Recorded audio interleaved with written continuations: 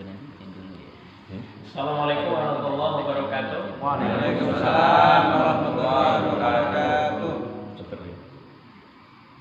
Alhamdulillah, assalatu wassalamu ala rasulillah wa ala alihi wa sahbihi wa mawalah. Asyhadu an la ilaha illallah ilaha wahida wa asyhadu anna muhammadar rasulullah la nabiyya ba'da. Allahumma sholli ala Muhammad wa ala ali Muhammad. Qala Allah ta'ala fil ayatil karim, bismillahirrahmanirrahim. Innama ya'muru masajidallahi man amana billahi wal yawmil akhir wa aqamas shalah wa ataz zakah wa lam yakhsha illallah fa'asa ulaika ayyakunu minal muhtadin. Wa qala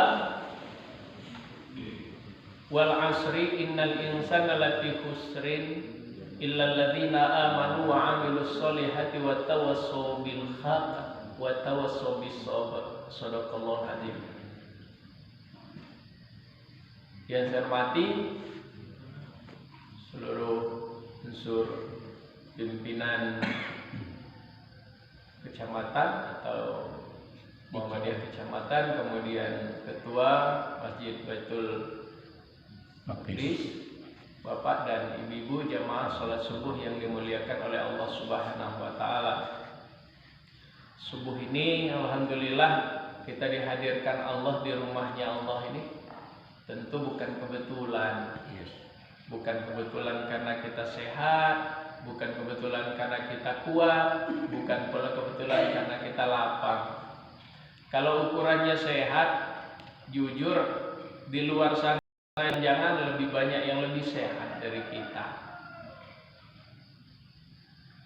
Dan mereka notabene muslim persis sama seperti kita. Kalau ukurannya kuat, juga jangan-jangan di luar sana jauh lebih banyak yang lebih kuat dari kita. Dan juga mereka notabene muslim persis sama seperti kita. Kalau bicara lapang juga waktunya, jangan-jangan mereka lebih lapang lah waktunya dari kita. Tapi kenapa kok mereka banyak yang tidak hadir di rumah-rumahnya Allah pagi hari ini melaksanakan sholat subuh berjamaah? Tentu itu hanya karena semata-mata kehadiran kita pada pagi hari ini karena rahmat Allah, kasih sayang Allah. Kalau bukan karena Allah sayang dengan kita, ya jangan-jangan kita juga salah satunya yang tidak nampak di masjid-masjid melaksanakan sholat subuh. Jadi ini luar biasa Bapak Ibu sekalian. Jadi ternyata memang ketika Allah sayang dengan kita, maka Allah akan permudah kita untuk melaksanakan ibadah-ibadah yang ibadah itu adalah merupakan ibadah-ibadah tambahan Bapak Ibu sekalian. Bukan tidak sah kalau sholat di rumah, sah kok sholat di rumah. Bukan tidak diterima kalau sholat berjamaah di rumah. Tapi kan ternyata memang Allah mengajarkan kepada Rasulullah mengajarkan kepada kita ketika mengambil sesuatu, melaksanakan sesuatu itu ambil yang sebaik-baiknya gitu. Bapak dan saudara-saudara sekalian, memang ketika kita melaksanakan apa yang kita inginkan itu kadang-kadang menjadi indah. Tapi keindahannya itu akan jauh lebih terasa indah lagi ketika kita mengikuti aturan-aturan Tuhan. Karena yang namanya aturan Tuhan itu tidak akan pernah merugikan manusia. Tadi saya telah membacakan ayat di surat At-Taubah itu. Innama ya'muru masajidallahi man amana billahi wal yawmil akhir. Sesungguhnya orang-orang yang memakmurkan masjid itu adalah hanya karena orang-orang yang beriman dan juga beriman kepada hari akhir, gitu loh. Beriman kepada hari akhir. Kenapa kok disebutkan dengan beriman kepada akhir juga, nggak beriman saja gitu loh Bapak dan saudara sekalian? Karena ternyata ketika kita berpikir tentang hari akhir, ada kesudahannya hidup di dunia ini. Makanya kita dianjurkan untuk menanam saham gitu, menanam saham. Bapak dan saudara-saudara sekalian, ya jujur membangun masjid ini kan jauh lebih mudah daripada memakmurkannya, mengisinya.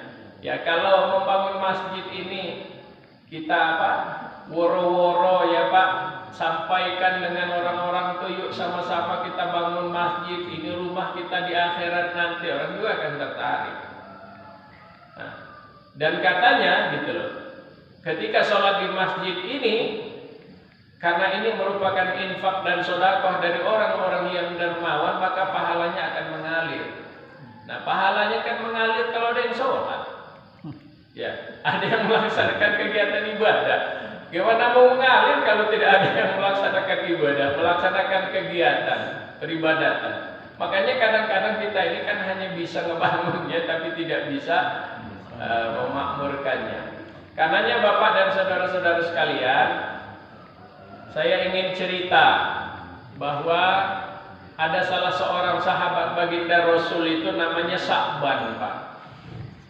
Sa'ban ini luar biasa Pak, dekatnya sama Rasulullah dan sangat rajin sholat berjamaah. Bahkan bisa dikatakan tidak pernah ketinggalan sholat berjamaah.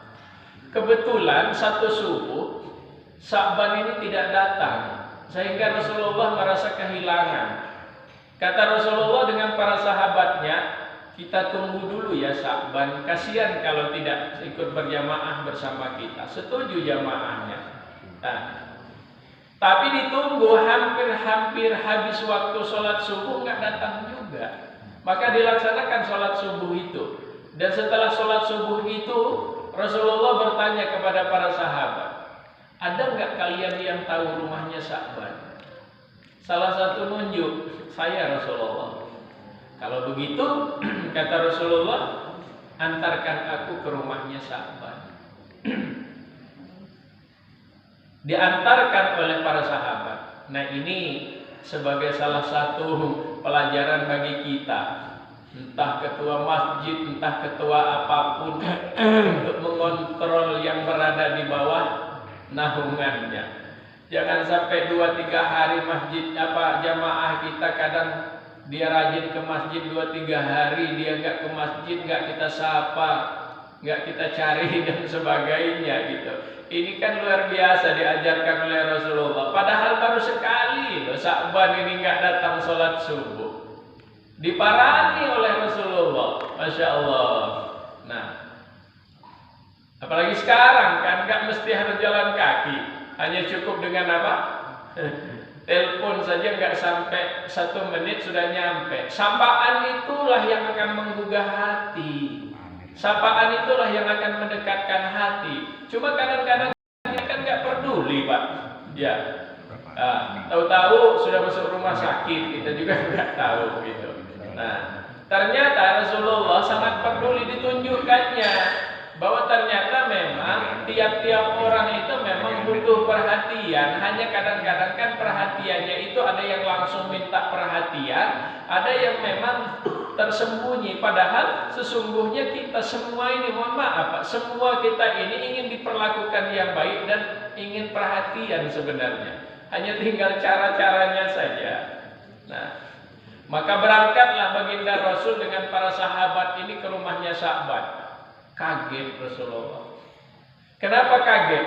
Ternyata rumahnya Sa'ban ini jauh dari masjid ke rumah itu ya luar biasa jauhnya. Ya, luar biasa jauhnya.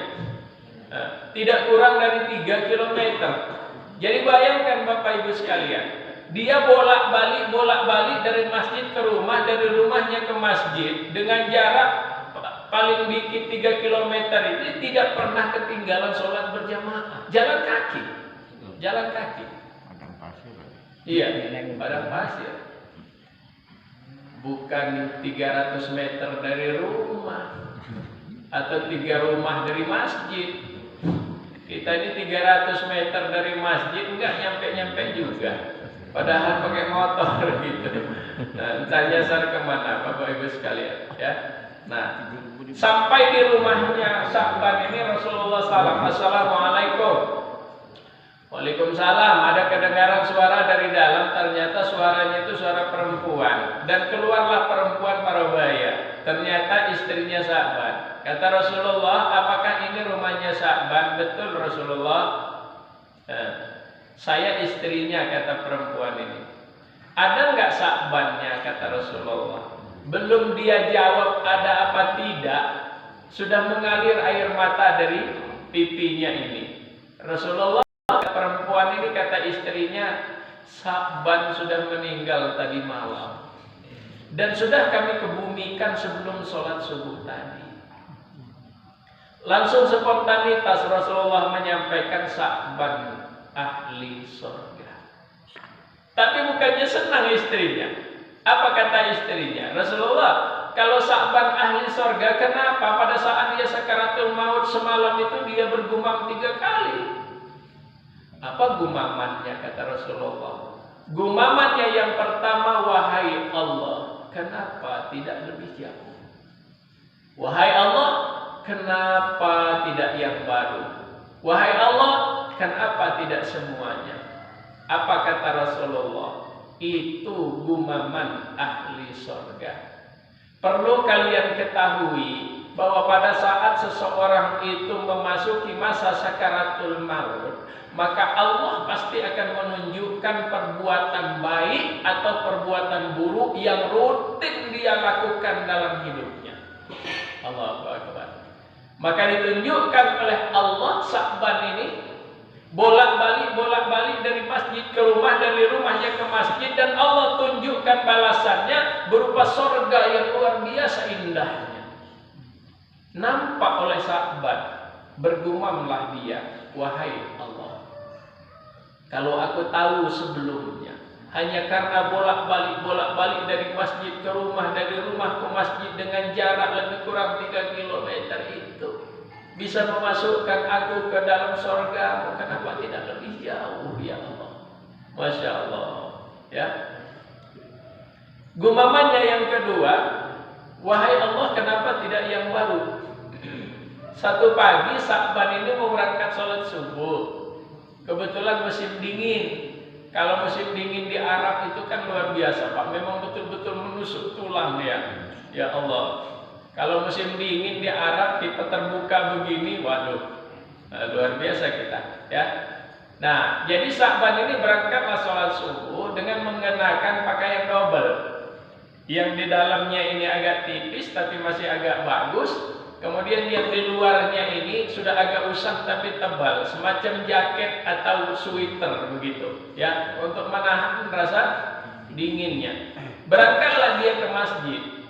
Di pertengahan jalan, Sa'ban ini ketemu dengan seseorang yang menggigil hampir mati kedinginan saking dinginnya. Spontanitaslah Sa'ban ini melepaskan jaketnya. Langsung dipakaikannya dengan orang yang menggigil hampir mati kedinginan ini. Diperlihatkan oleh Allah.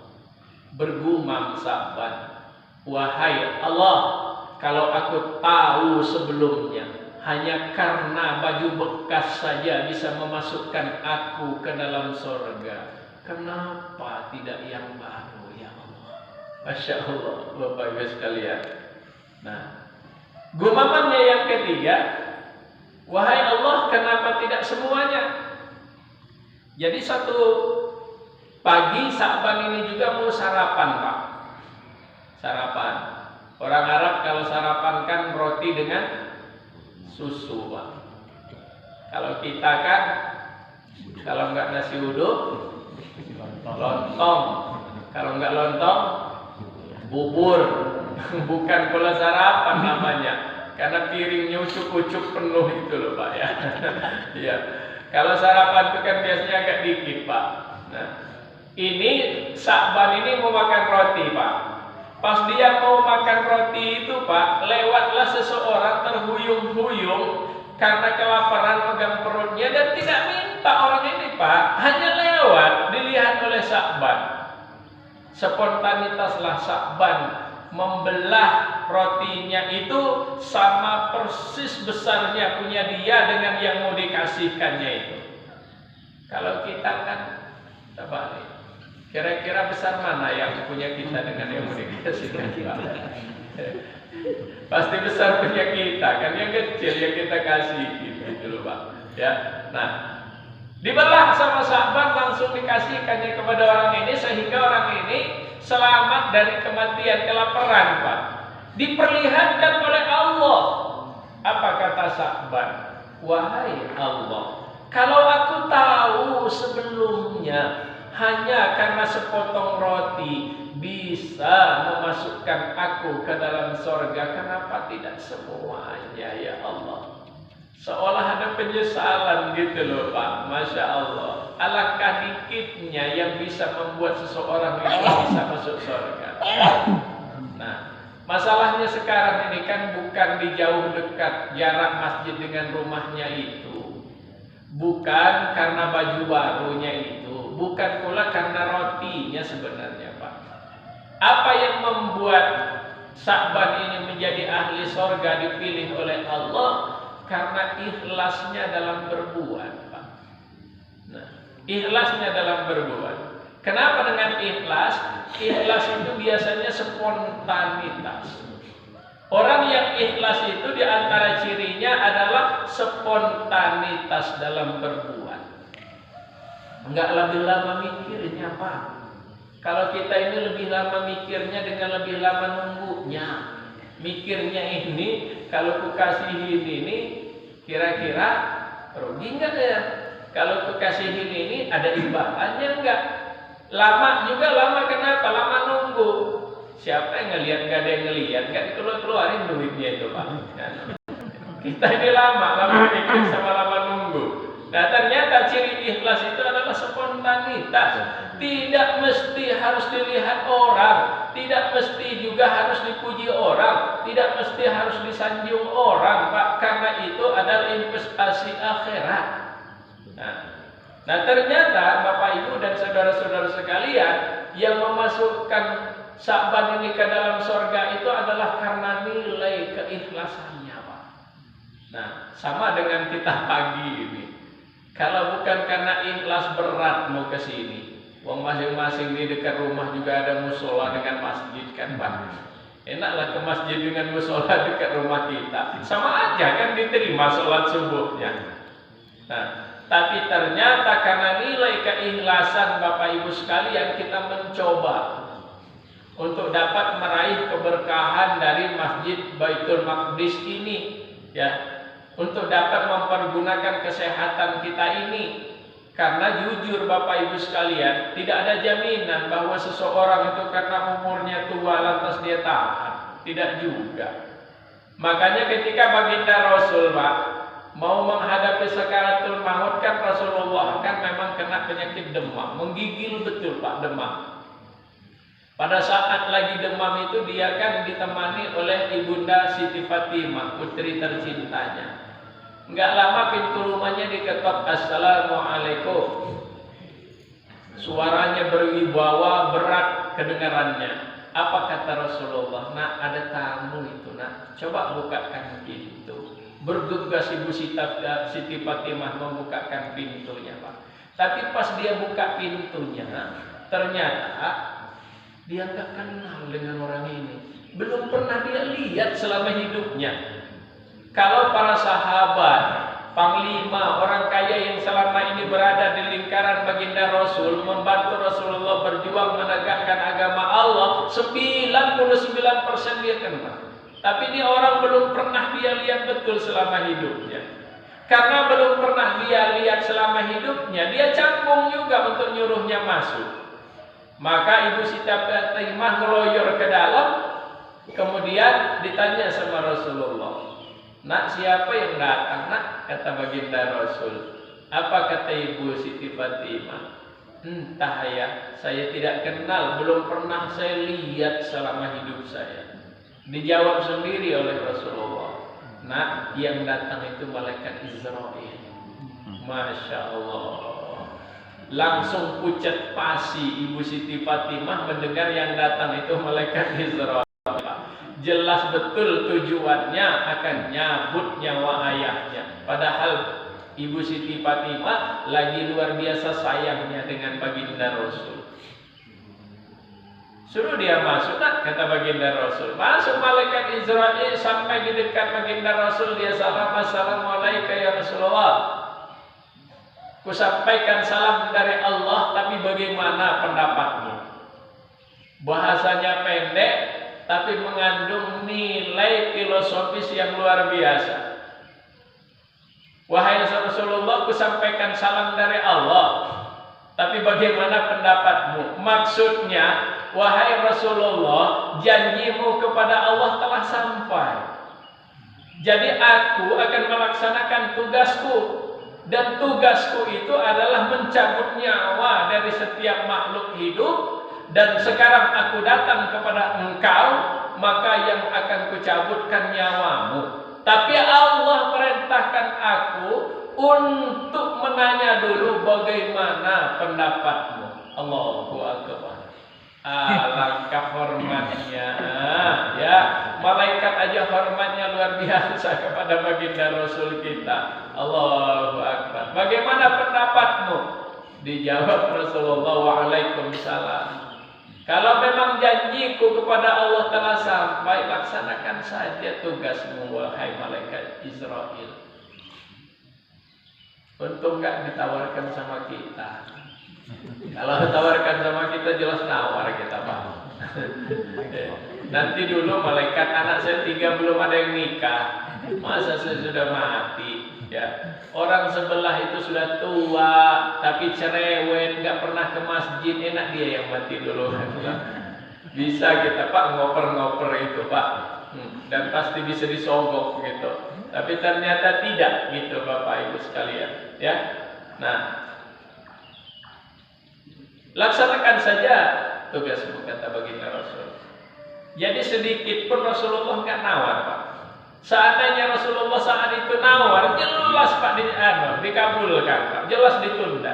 Kenapa Rasulullah tidak nawar? Karena Rasulullah berpesan kepada para sahabatnya, wahai sahabat-sahabatku, semakin panjang umur seseorang, bila bisa dipakainya untuk beribadah dan taubat kepada Allah, itu rahmat Allah kepadanya. Tapi semakin panjang umur seseorang, namun tidak bisa dipakai untuk ibadah dan taubat kepada Allah, maka ingatlah bahwa sisa umurnya itu bagian dari azab Allah kepadanya. Masya Allah, Masya Allah. Kita kan kadang kalau ditanya berapa umurnya, Pak, alhamdulillah nak, sekarang sudah menjelang 80 tahun. Sudah masih kuat naik motor, bawa mobil masih bisa, ya. Tapi ketika ditanya apakah sholat duha terus sholat tahajud tiap hari, belum, ya. Apakah ke masjid terus kalau sholatnya, ya belum. Masya Allah, Bapak Ibu sekalian. Tapi berkeluar-keluar kita kan bangga betul dengan umur. Padahal kata Rasulullah, kalau sisa umurmu itu tidak bisa dipakai untuk beribadah dan bertobat kepada Allah, ingatlah bahwa sisa umurmu itu bagian dari azab Allah untukmu, yang akan Allah minta pertanggungjawaban hari kiamat nanti. Pasti, Pak. Makanya kita akan dikumpulkan di padang mahsyar. Hanya satu tujuan kita dikumpulkan pada masa apa, Pak? Menunggu terjadinya pengadilan dari Allah. Jadi saat kita semua ini nanti nggak ada yang bisa menghindar dari pengadilan Allah. Kalau hari ini kita masih bisa bohong, masih bisa menghindar dari pengadilan, itu mungkin karena kehebatan otak kita, kepandaian kita berbicara, atau ada keluarga kita yang kuat, atau ada koneksi kita yang hebat, kita masih bisa menghindar. Tapi nanti tidak ada satupun kita yang bisa menghindar, Pak. Semua akan diadili dan diminta pertanggungjawaban oleh Allah. Dan pada hari itu kata Allah, al-yauma nahtimu ala afwahihim wa tukallimuna aydihim wa tashhadu arjuluhum bima kanu yaksibun. Pada hari ini kata Allah, kukatup matikan mulut-mulut mereka. Kenapa dengan mulut? Karena mulut itulah yang pandai berdusta, berbohong, fitnah dan segala macamnya. Akan kukunci mati kata Allah. Jangan dibayangkan kalau kunci mati terus dipasang gemboknya di sininya, Pak. Alangkah mudahnya Allah kunci matinya itu, Pak. Karena stroke dikit, kita ketarik dikit, pendek dikit lidah kita, sudah nggak bisa ngomong kita. Mulutnya masih terbuka, Pak, masih bisa makan, masih bisa minum. Tapi ternyata Allah tarik dikit, stroke, nggak bisa ngomong lagi kita. Masya Allah. Lantas kata Allah, nanti yang akan berbicara adalah tangan-tangan mereka. Dan nanti yang akan memberikan kesaksian adalah kaki-kaki mereka. Nah, berarti percaya kita kalau ternyata apa yang kita lakukan hari ini akan bersaksi di hadapan Allah. Dari rumah kita ke Baitul Maqdis ini, kaki ini akan bersaksi. Tangan ini akan berbicara, Bapak Ibu sekalian. Baik, nggak masuk akal Pak Ustadz Purna ini. Tangan kok bisa ngomong, ya kaki kok bisa berbicara. Iya kalau sekarang. Nah, tapi kan bukan sekarang kata Allah. Nanti hari kiamat nanti, Bapak Ibu sekalian. Allahu Akbar, Masya Allah.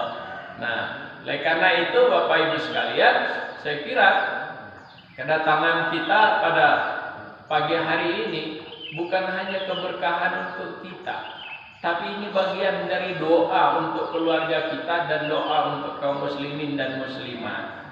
Yang mudah-mudahan dengan keikhlasan kita ini, maka Allah akan senantiasa menurunkan rahmatnya, menurunkan keberkahannya kepada kita, kepada keluarga kita, Masya Allah Bapak Ibu sekalian, dan kepada umat muslim ini. Karenanya Bapak Ibu sekalian, saya lanjutkan dikit. Apa kata Rasulullah? Laksanakan saja tugasmu malaikat Israel. Tidak nawar sedikit pun. Padahal sudah jelas Rasulullah itu ahli surga. Masya Allah. Bapak Ibu sekalian, jelas dapat ampunan. Ya. Pada saat mau dicabut itu Pak, nanya lagi malaikat Israel. Mau kau cabut dari mana nyawamu Rasulullah? Allahu Akbar, Masya Allah. Kalau kita alangkah banyaknya tempat malaikat Israel mau betotnya Pak. Mau dibetotnya dari ubun-ubun ini mudah betul. Kenapa? Karena nggak ada isi otak kita ini kalau nggak ngitung-ngitung rezeki orang. Ya, nggak pernah tenang kita kalau nggak mau dibetotnya dari mata. Memang mata ini luar biasa maksiatnya Bapak Ibu sekalian. Apalagi sekarang nggak perlu keluar rumah Pak. Di dalam kamar itu sudah banyak betul maksiatnya. Dengan apa? Diantarkan sendiri oleh teknologi. Ya, mau dicabut dari kuping karena penasaran terus kuping ini. Kalau ngedengar sesuatu yang justru bersifat dosa, lebih penasaran lagi Pak, pengen tahunya. Nah, mau dicabut dari mulut, memang mulut ini Masya Allah luar biasa. Inilah yang sumber-sumbernya. Oleh karena itu Bapak dan Saudara sekalian, mudah-mudahan sekali lagi dengan keikhlasan kita, maka Allah akan senantiasa menjadikan apa yang kita lakukan ini menjadi tabungan akhirat kita semua. Dimanapun kita, mudah-mudahan insya Allah akan senantiasa dapat memakmurkan masjid, terutama masjid kita Baitul Maqdis ini. Ini menjadi sesuatu yang luar biasa. Masjid terbuka, masjid yang sejuk, luar biasa. Kalau kita sholat di bawah itu Pak, karena dia tertutup juga temboknya, kadang pagi-pagi apalagi kemarau ini kerasa agak panas Pak. Kalau nggak dihidupkan AC atau kipasnya, kita rasa panas. Ini sejuk betul. Mudah-mudahan hawa-hawa surga yang dibawa Allah. Amin. Terima kasih Bapak dan Saudara sekalian. Itu saja yang dapat saya sampaikan. Sementara dan kalau ada hal yang ingin disampaikan silahkan, atau ada hal yang kepengen ditanya, tidak mesti harus bersangkutan dengan ini. Kalau saya tidak bisa jawab, ada ustadznya juga sih, ada Ustadz Mursalin, ada ustadz kita yang lain, Bapak Ibu sekalian, dan mudah-mudahan kebersamaan kita akan senantiasa diberkahi oleh Allah Subhanahu wa taala, dan mudah-mudahan kita juga memberikan untayan doa kepada saudara-saudara kita yang di Palestina itu, Pak. Ya. Karena Palestina itu bukan lagi ya Yahudi dengan Islam, bukan, Pak. Tapi itu memang kebejatan kemanusiaan itu memang, ya. Ya, kalau memang ada etika perang kan rumah sakit nggak dibom, nggak, Pak. Ya. Apa namanya, rumah ibadah nggak dibom, nggak. Tapi itu kan nggak lihat-lihat lagi, Pak. Ya. Ya. Panti asuhan, rumah ibadah, masjid, rumah sakit dibom. Terakhir kemarin itu betul gereja, ya Pak. Gereja tertua ketiga di Palestina gitu. Jadi makanya kalau ada yang ngomong katanya itu Islam dengan Yahudi, ya salah besar. Buktinya gereja juga dibom, Pak. Jadi karena memang itu sudah kebengisan manusia, Pak. Memang betul-betul sudah kebejatan manusia. Jadi mungkin mudah-mudahan saudara-saudara kita di Palestina itu akan senantiasa luar biasa ya Pak, sabarnya. Karena sekarang ini sudah 5.000 lebih ya Pak. Hampir 6.000 korban ya Pak. Nah, hampir 6.000, Masya Allah. Kita enak betul, kita sholat dari Baitul Maqdis ini, ya Allah, tenang betul, betul kita Pak. Mereka mau sholat ketak-ketir Pak, mau keluar dari rumah ya. Nah, jadi kita terima kasih Bapak Ibu sekalian. Mohon maaf. Assalamualaikum warahmatullahi wabarakatuh. Waalaikumsalam. Silakan kalau ada yang mau disampaikan. Tapi kalau bisa jangan tanya. Ya silakan Pak. Terima kasih. Assalamualaikum warahmatullahi wabarakatuh. Assalamualaikum. Ya, kita ini udah lama juga sholat, udah lama juga umur kita. Tapi tadi saya tersentuh banget dengan kata-kata ikhlas. Iya. Ini agak susah bagi ini. Kadang-kadang itu ya apa ya, terpaksaan ininya gitu kan. Melakukan sesuatu itu banyak terpaksanya daripada ikhlasnya. Nah, gimana Ustaz supaya kita itu ya bisa spontan tadi ikhlasnya? Iya. Agak susah bagi kami. Ya itu aja Bang. Jadi ikhlas itu kan sudah sebuah hasil Pak. Ikhlas itu kan hasil ya Pak, hasil dari sebuah proses. Jadi memang tidak akan mungkin ikhlas itu bahasa kita itu ucuk-ucuk muncul. Tapi memang harus ada usaha proses yang dilakukan. Awalnya pasti harus ada pemaksaan. Karena kalau tidak dipaksa, berat betul mau membuka mata ini subuh itu Pak. Tapi karena dipaksa, maka dia bisa berhasil. Dan ikhlas itu karena proses pembelajaran dan kesadaran. Bagaimana mungkin akan timbul ikhlas kalau kita tidak paham? Timbulnya ikhlas itu kan karena kita paham, toh Pak. Jadi prosesnya itu gitu. Nah, jadi kalau umpama kok belum bisa spontanitas. Nah, sekali lagi ikhlas itu adalah sebuah hasil dari sebuah proses. Hasil dari sebuah proses, gitu. Prosesnya apa? Proses pemaksaan tadi. Dan proses pembelajaran dan juga proses keinginan.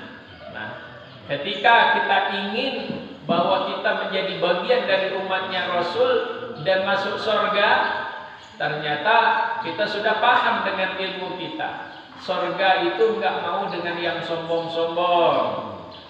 Surga itu nggak mau dengan yang yang angkuh-angkuh. Nah terus lantas apa? Jawabannya kan ikhlas, gitu loh. Surga itu nggak mau dengan orang yang nggak mau kalau nggak dipuji segala macam, gitu loh. Dengan pemahaman kita itu, maka berproses kita mencoba untuk menghilangkan keinginan-keinginan kita yang selalu ingin dipuji, keinginan kita biasanya tinggi hati dan sebagainya itu. Nah, Jadi insya Allah dengan proses pendekatan kepada Allah, zikir kita, pembelajaran kita, dan usaha yang kita lakukan, maka hasilnya menjadi sebuah ikhlas. Menjadi sebuah ikhlas. Jadi memang tidak ada ceritanya ikhlas itu akan langsung spontanitas hadir itu. Pasti dengan sebuah proses. Gak akan mungkin seseorang itu ikhlas kalau dia tidak paham. Nah, paham itu kan harus belajar. Belajar itu langsung atau mendengar, kan Bapak Ibu sekalian. Dengan saya menyampaikan begini loh, ikhlas ini kita paham, maka kita hadirkan, oh iya ya, berarti selama ini saya salah ya. Niat saya untuk begini ini salah, niat saya ini begini. Nah, jadi sekali lagi bahwa ikhlas itu adalah hasil dari sebuah proses. Ya. Ya. Terima kasih. Menarik apa yang di awal tadi Bapak mengatakan salah satu tugas kita adalah selain membangun masjid adalah memakmurkan masjid. Ini mana-mana memakmurkan masjid ini memang jadi dilema karena terkait dengan banyaknya hal-hal yang di masjid tidak menarik. Mungkin apa yang Bapak buat itu memang betul. Bagaimana seseorang yang tadinya kepengen rajin ke masjid, akhirnya dengan tidak adanya dukungan dalam situasi di masjid, dia lebih banyak keluar. Nah ini kita lihat di mana-mana cuma masjid hanya sedikit. Itu kan jadi pertanyaan kita. Bagaimana suatu daerah yang warganya begitu banyak, yang masuk ke masjid hanya sedikit, sedangkan itu mayoritas Muslim. Nah ini salah satu hal yang menjadi kita untuk urusan masjid tidak bisa memakmurkan masjid ini. Jadi kira-kira menurut pandangan Bapak seperti apa kira-kira untuk membangun masjid supaya jemaahnya bisa banyak, bisa rajin ke masjid, bisa ikut taklim. Iya, terima kasih. Ya, waktu atau zaman itu memang terus berproses dan berganti, Pak. Dulu mungkin sampai saya lah ya Pak ya, yang umurnya sudah 52 tahun ini gitu. Dulu ke masjid dan ke musola itu kan hiburan ya Pak buat kita. Apalagi di kampung-kampung dulu memang masih pakai lampu telong. Nah, daripada di rumah aja, enak ngaji ke surau ya Pak, ke Langgar. Karena ketemu kawan-kawan, jadi bagian dari hiburan sebenarnya Pak dulu gitu loh Pak, dulu. Dan proses pembelajaran dulu menjadi sesuatu yang luar biasa. Kita ngaji hasilnya yang kita sekarang ini karena dididik dulu Pak. Dengan apa? Dengan rotan. Iya Pak. Kita ngaji dulu, saya ingat betul ngaji dulu. Bapak saya itu nyerahin sama kebetulan yang ngajar datuk saya sendiri pulang gitu. Ya. Jadi diserahin rotan sama minyak lampu Pak. Itu. Maksudnya rotan itu kalau nggak benar dibenerin gitu loh. Kemudian minyak lampu itu untuk penerangnya gitu loh. Bapak Ibu sekalian, saya ingat betul kalau disabet guru ngaji itu udah apa? Sering betul gitu loh tangan ini. Tapi nggak pernah protes kita Pak. Kalau ngadu sama orang tua, bukannya ada Pak, ditambah lagi malah Pak. Ditambah lagi. Tapi alhamdulillah inilah hasilnya Pak. Kita semua inilah hasilnya Pak. Nah, ternyata zaman berganti, berjalan. Wah, sekarang dipukul anak-anak itu. Iya. Besoknya nggak ngaji lagi, orang tuanya nuntut. Masya Allah, Masya Allah. Makanya luar biasa sekarang ini. Artinya ternyata memang metode itu juga harus menyesuaikan dengan situasi dan keadaan. Begitu pula dengan masjid Pak. Nah, bagaimana caranya kita membuat masjid itu menjadi menarik bagi orang gitu loh Pak. Menarik sehingga orang betah di dalam masjid itu. Ya, kita ini kan kadang-kadang kemarin saya SMS di grup FKTM anekdot yang saya buat gitu loh Pak. Anekdotnya itu sengaja begini. Ada seseorang kebetulan dia ini masih muda ke masjid Pak. Bawa HP. Kebetulan HP-nya ini Pak lupa diselenkan. Pada saat orang sholat, bunyilah HP ini Pak. Bu, marah pengurus masjid itu Pak. Dengan ketua-ketua masjid itu marah, ngomong tidak sopan, nggak karu-karuan lah sehingga rumah. Nah, kebetulan bininya juga ikut sholat. Nah, bininya juga ikut nyalahin dia, diocehin terus. Akhirnya memutuskan dia enggak ke masjid lagi besoknya. Saking stresnya, kebetulan ke kafe gitu loh Pak. Ya, hiburan segala macam. Pada saat dia ngopi itu, maka tangannya ini terkena gelas itu sehingga airnya ini tumpah mengenai meja yang bagus, kemudian bajunya. Tapi oleh si pelayan kafe tidak dimarah. Apa kata pelayan kafe? Sudah, enggak apa-apa Pak. Enggak ada manusia yang enggak pernah buat salah. Enggak apa-apa. Diambilnya elak, dianu segala macam, dianukan segala macam. Itu ternyata yang membuat dia lebih betah di kafe daripada di masjid. Kenapa? Etika dan cara. Etika dan cara. Dan itu masih kita pergunakan sekarang ini. Oh, dikit, keluar mata kita Pak. Gak mikir, gak sopan, gak baca, gede-gede itu. HP diselenin ya.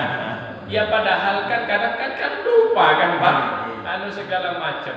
Nah ternyata memang akhlak itu menjadi sesuatu yang luar biasa. Yang kedua memang harus dibuat daya tarik. Jangan dibuat serem lah masjid ini Pak. Wah ini nggak boleh kalau nggak sholat di sini ini nggak boleh. Nggak boleh segala macam nggak boleh. Nah akhirnya orang Pak, entah dia kepengen kencing, kebelet kencing Pak. Mungkin dia agak sedikit ngantuk sedikit, mau tidur-tiduran di masjid itu ya Pak. Nggak bisa, akhirnya orang jauh Pak dari masjid. Dari apa? Dari pola dan cara kan? Pola dan cara pelayanan kita. Nah, kemudian Bapak dan saudara-saudara sekalian, yang ketiga yaitu tadi, ya memang kita harus peduli. Jadi ketua masjid ini kan memang tanggung jawab lebih besar Pak. Bagaimana caranya kita membuat orang itu menjadi betah, menjadi enak di masjid. Kadang-kadang masjid-masjid ini ada justru ketua-ketuanya jadi penguasa masjid, bukan pemakmur masjid, jadi penguasa masjid. Jadi kehendak dia aja Pak. Usul tersinggung, ya Pak ya. Itu segala macam. Nah seperti itulah Bapak Ibu sekalian. Inilah kejadiannya. Nah, makanya terima kasih Pak Firman. Ada jemaah kita beberapa orang ini yang aktif di FKTM. Kebetulan kami keliling Pak FKTM. Kan kita di Kemiling ini ada 100 masjid ya Pak. 100 masjid, 54 musola Pak. Dan yang sudah kami masuki dengan FKTM itu lebih kurang sekitar 60-an masjid Pak. Masih tersisa 40-an masjid. Kita ingin melihat kondisi masjid-masjid itu dari dekat, kemudian ingin belajar kalau yang bagus, oh iya seperti ini manajemennya. Tapi di Kemiling kota Pak, ada aja masjid yang kita datang, jangankan jamaah pengurusnya aja belum datang. Terpaksa kita yang azan juga Pak. Nah itu loh Pak sekalian. Kenapa? Karena kita berpikir bahwa masjid itu bukan punya kita, gitu loh Pak. Nah, kalau kita merasa memiliki masjid ini, pasti akan kita perhatikan, Pak. Pasti akan kita perhatikan. Cuma kadang-kadang kita ini kan berpikir itu bukan kita, ada pengurusnya itulah. Biarin aja juga. Padahal mohon maaf, ngurusin sendal dikit aja, padahal pahalanya bukan pahalanya buat pahala kita kan, Pak. Tapi karena unsur ketidakpedulian dan keikhlasan itu menjadi jauh. Dan milenial sekarang agak susah Pak, mau langsung diajak ngaji itu Pak. Memang harus dibuat pola-pola tertentu yang membuat mereka menarik untuk ke masjid itu. Jujur Pak, saya kan keliling juga kota Bandar Lampung ini. Rasanya 85% masjid itu sudah hampir ditinggalkan oleh kaum muda. Rata-rata yang ke masjid itu pasti yang tua-tua Pak. Dulu peringatan-peringatan Pak, peringatan itu anak-anak muda kan yang Risma segala macam. Sekarang tua-tua semua. Faktornya banyak karena mereka dipengaruhi oleh pengetahuan teknologi, pergaulan, Tapi yang kedua, kadang-kadang kita yang tua tidak percaya kepada yang muda. Selalu saja kita salahkan kerjaan mereka. Akhirnya itu tadi Pak, ditinggalin mereka masjid ini. Jadi itu Pak sekitar gambarannya. Panti jompo. Iya, lebih kurang lah, hampir bisa dikatakan panti jompo masjid sekarang ini. Karena memang yang jompo-jompo semua. Ini saya senang loh kalau melihat Baitul Maqdis ini apa? Iya, yang masih anunya ada gitu loh Pak. Tanya sama Pak Firman. Kalau kami keliling itu, mesti yang jompo-jompo ya Pak. Yang sudah bongkok-bongkok terus itulah Pak ya. Yang mungkin sudah takut dengan mati gitu loh Pak. Nanti kalau mati nggak masuk surga, baru ke masjid gitu. Ya. Terima kasih. Masih ada Pak? Kalau nggak ada kita cukupkan. Dan terima kasih Pak sekalian. Mudah-mudahan lain kali kita bisa bertemu lagi. Dan mudah-mudahan keberkahan akan senantiasa Allah berikan dalam hidup kita ini. Mohon maaf dan sekali lagi terima kasih. Assalamualaikum warahmatullahi wabarakatuh. Ya, Bapak, Ibu, udah suruk tadi jam 5.33, sekarang udah 39. Kita sholat